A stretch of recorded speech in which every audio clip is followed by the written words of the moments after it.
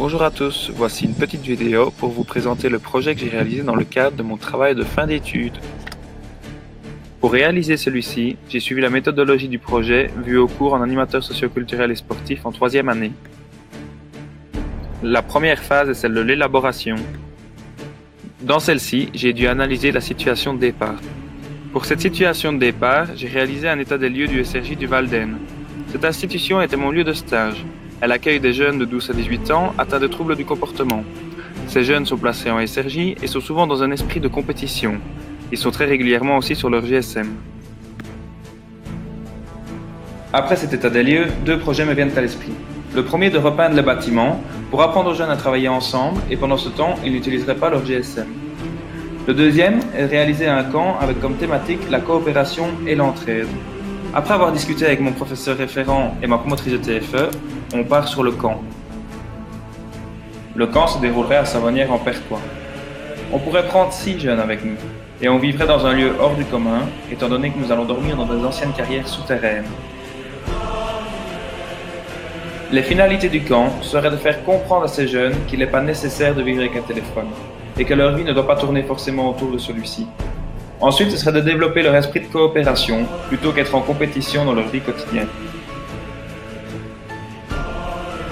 Pourquoi la coopération? Elle permet d'entrer en relation avec une personne ou un groupe. Elle crée un climat de confiance et de communication au sein du groupe. Et enfin, c'est une étape à l'éducation citoyenne qui est en lien avec le projet pédagogique et le public de l'institution du Val d'Aisne. Et pourquoi pas de téléphone? Celui-ci crée des relations virtuelles au détriment des autres relations.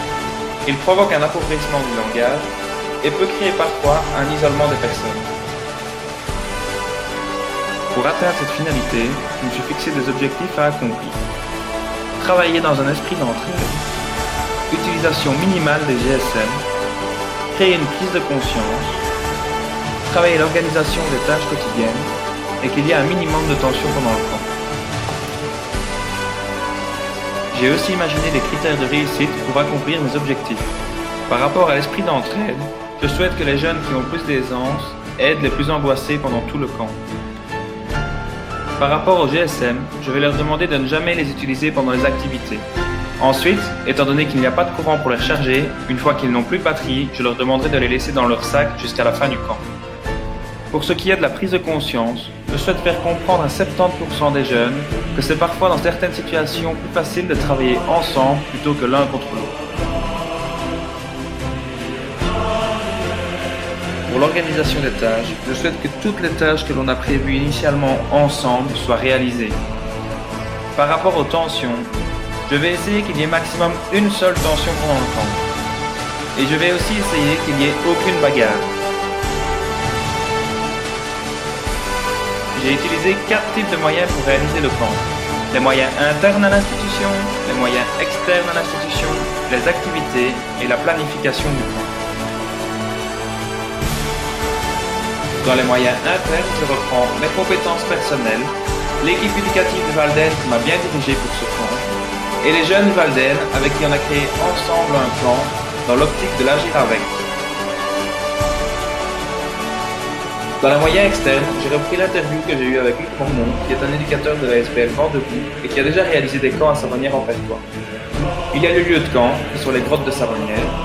Il y a Véronique Senelard et Laura Delvaux, qui sont ma promotrice de TFE, et ma professeure référente qui m'a suivi tout au long de mon stage. Pendant ce camp, je vais essayer d'organiser une activité par jour. Je vais transformer des jeux classiques en jeux coopératifs.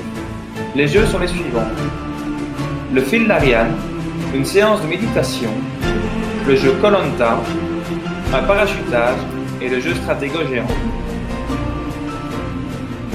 Enfin, au niveau de la planification, j'ai organisé une réunion avec les jeunes et les éducateurs afin de créer une charte, créer un planning commun, trouver un matériel commun et créer des groupes afin que les jeunes puissent apprendre à vivre ensemble et répartir toutes les tâches quotidiennes.